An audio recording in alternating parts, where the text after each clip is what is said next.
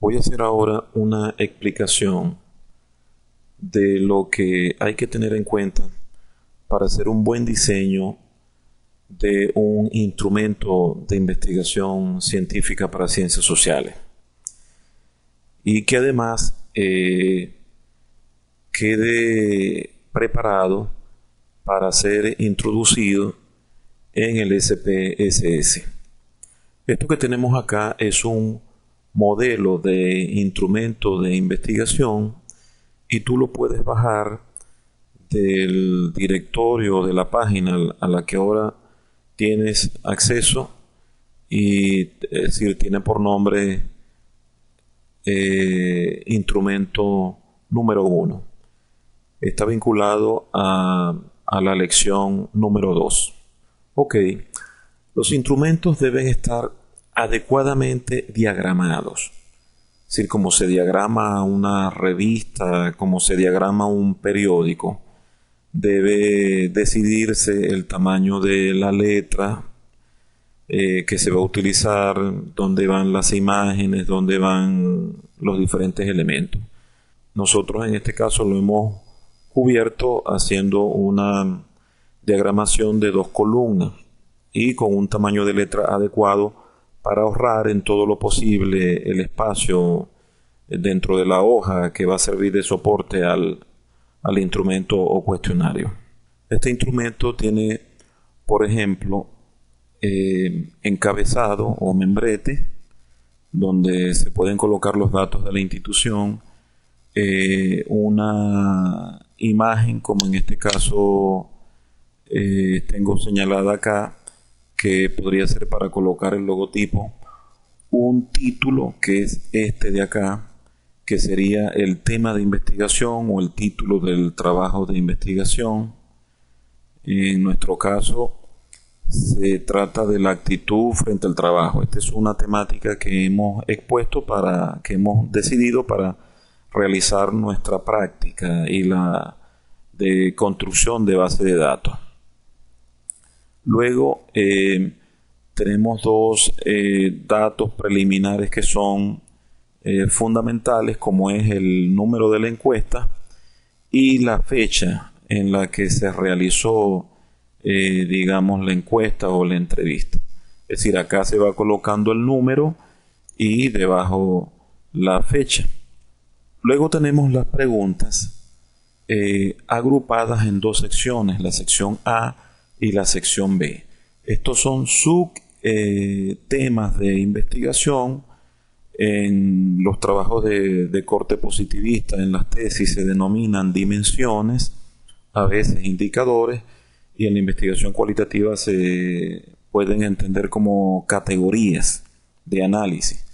Entonces tenemos una categoría o una dimensión que es el estado de ánimo y preocupaciones del personal de una empresa, y en este caso la actitud frente al trabajo. Estas 2 categorías sirven para agrupar las preguntas de contenido que son el motivo de la investigación. En una sección C o en una categoría C tenemos los datos personales, donde hacemos las preguntas respectivas de características personales, digamos demográficas, que utilizaríamos en este ejemplo de investigación. Este es un instrumento que yo normalmente utilizo en mis talleres de SPS, es decir, se los pongo a llenar a los participantes y con esto hacemos las prácticas. Entonces lo coloco aquí para que tú también puedas hacer las prácticas respectivas. Más adelante vamos a ver vamos a ver unos ejercicios para que tú también hagas la práctica, ya que este curso es teórico práctico. Ok, las preguntas que tenemos acá recogen diferentes escalas, es decir, desde la nominal, pasando por la ordinal, hasta la de intervalo. Por ejemplo, las preguntas A1 y A2 están en escala nominal. Es decir, que hemos hecho una codificación de las respuestas, que son estas que están acá, a las preguntas, de manera de que el número no significa ni un orden ni cantidad. Por ejemplo, si decimos que 1 significa su vida afectiva, que 2 el dinero, 3 la armonía familiar, etc. En el caso de la pregunta sobre lo que más le preocupa a la persona, aquí no hay un orden. Y tampoco estos números significan una cantidad. Simplemente se trata de una codificación, por lo cual el número es un nombre, básicamente un código simple, por lo cual se entiende que esto se encuentra en escala nominal. Así ocurre con la pregunta número 2, con la pregunta B1, etc. Ok, y debes observar que la codificación que le hemos colocado a la respuesta de no sabe, no contestó, es particular, porque le hemos colocado el número 9, que es un acuerdo internacional para este tipo de opciones de respuesta. Es decir, cuando la persona no sabe o no contesta, eso se entiende como una respuesta no válida y se le otorga el último número de la serie de números que tenemos acá, por ejemplo, en cuanto a la cantidad de dígitos que se utilizan. Es decir, que si esto va desde el 1 hasta el 9, se le asigna el número 9 a las respuestas de no sabe, no contestó. Y si esto superara el número 9 y entrara es decir, que tuviésemos más de 10 respuestas, como 11, 12, 13, 14 respuestas, entonces este valor sería codificado como 99. Ok, a esto se le llaman valores perdidos y se codifican aparte en la base de datos del SPSS. Esta forma de codificación es igual para la pregunta A2, para la A3, etc. Tú la puedes ver en la mayor parte de la pregunta. En la pregunta B2 hemos colocado por separado el no sabe del no contestó, y entonces no contestó lo hemos codificado como 9 y el anterior que es no sabe como el número 8. Esta es otra posibilidad que le incluyo para tener toda la variedad de posibilidades en la práctica. Luego tenemos preguntas como la A3, que se refiere a cómo se siente la persona en el momento en que se está aplicando el cuestionario. Me refiero al sentimiento de felicidad, que está codificada de una manera distinta a la nominal. Es decir, no se trata de un ítem, de una variable o de una pregunta nominal. Por lo cual la numeración tiene otras características. Debes observar que la numeración está en sentido inverso. Es decir, esto va desde 5 hasta 1. Entonces tenemos que entender por qué esto es así. Y me interesa para que tú puedas hacer este tipo de codificación por tu cuenta cuando diseñes instrumentos de investigación. En este caso la explicación es que es una escala Likert. Es decir, la escala Likert es una puntuación que se asigna a diferentes tramos que evalúan una actitud. Es decir, se trata de un sistema para evaluar actitudes. Entonces, la felicidad, los niveles de preocupación, etcétera, se pueden medir con escala Likert. Y el truco, digámoslo, es que se coloca la menor puntuación a la actitud que esté en el extremo de lo negativo, y la que se encuentra en el extremo de lo positivo se le coloca la mayor puntuación. Entonces, la escala puede ser, como en este caso, de 5 tramos, puede ser de 7 también, puede ser de 3. En el caso de que uno reduzca la cantidad de opciones, es decir, alrededor del elemento neutral, que en este caso es indiferente, que es la número 3, se pueden colocar arriba 2 opciones de evaluación o una opción o 3, dependiendo del grado de discriminación de los sujetos que, según los estudios, está vinculado al grado de instrucción. Entonces, en este caso tenemos una escala construida con 5 tramos, que va desde el nada feliz hasta el muy feliz. Es importante resaltar que estas son puntuaciones como las calificaciones de las notas, pues de un examen, cualquiera, de una evaluación, y que se pueden tratar como calificaciones, es decir, a estos números se les puede sacar la media, la mediana, etcétera. Entonces, en la A3 tenemos una pregunta de características distintas. Podemos decir que se trata de una escala ordinal en estricto sentido, pero que puede ser tratada como una escala de intervalo. La pregunta B2 fue hecha también en escala Likert.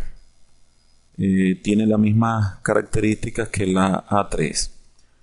Ok, en el caso de la pregunta B3, esta fue pensada en escala Cantril, que también recoge puntuaciones, o sea, calificaciones en las opciones de respuestas, pero sin mediar digamos, una cualidad, como en el caso de la escala Likert, sino que la persona se asigna un puntaje dentro de una escala de acuerdo a lo que considere. En este caso se le pregunta a la persona que evalúe las relaciones con sus compañeros de trabajo, considerando que la puntuación va desde el 1 al 5, o sea que desde el 1 al 5 dé una puntuación a las relaciones con sus compañeros de trabajo.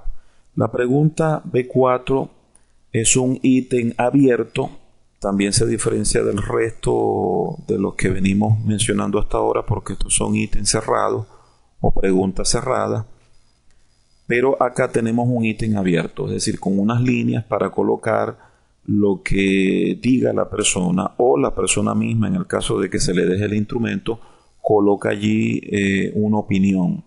Por ejemplo, acá se le pregunta sobre cómo evalúa la importancia del trabajo que realiza, en el caso de que esté empleado, para la sociedad donde vive.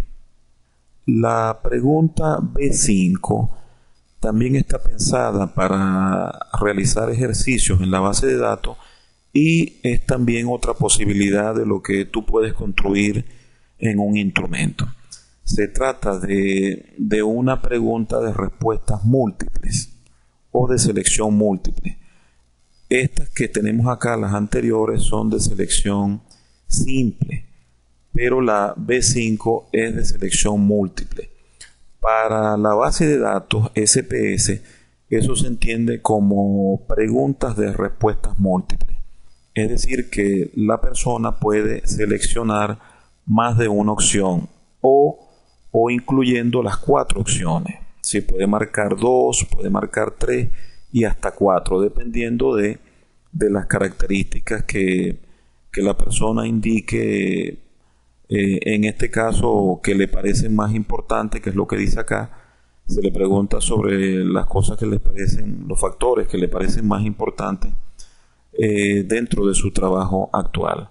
Entonces, esto también es importante para la práctica que vamos a hacer. Luego tenemos los datos personales, que incluyen también preguntas de 3 escalas.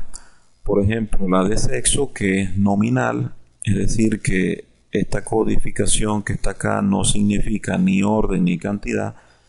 Tenemos la edad, que es una escala de razón, con una línea aquí para colocar la edad, o sea, la cantidad de la edad. La C4 y la C5 también son de razón, de escala de razón. Y tenemos la C6 que es ordinal, es decir, que hay un orden acá en cuanto a los niveles el nivel educativo, el grado de instrucción, que va desde primaria hasta universitaria y el posgrado. Bueno, y finalizamos con algunas preguntas también abiertas, incluyendo la C10, que es una pregunta también conveniente para ver quién es el que hace la entrevista o quién es el que realiza la encuesta, porque pudiera ser importante para luego chequear datos en el caso de que alguna cosa no corresponda. Ok, existe otro modelo de instrumentos que ahora se utiliza mucho en América Latina y en otros países, que es el siguiente. Vamos a verlo. Es este tipo de instrumento que tiene la característica simplemente de que es construido en su totalidad en escala Likert. Tú ves acá los tramos, aunque esta escala es de frecuencia, que va desde siempre hasta nunca, con su puntuación respectiva para cada uno de los tramos. Y de este lado están las preguntas y las secciones. Entonces, este es un instrumento que también se utiliza mucho y que es sumamente sencillo para introducir en una base de datos. Plantea sus ventajas y sus desventajas también. Ok, de esta manera finalizamos esta breve explicación sobre cómo diseñar correctamente instrumentos de investigación para ser vaciados en la base de datos del programa SPSS.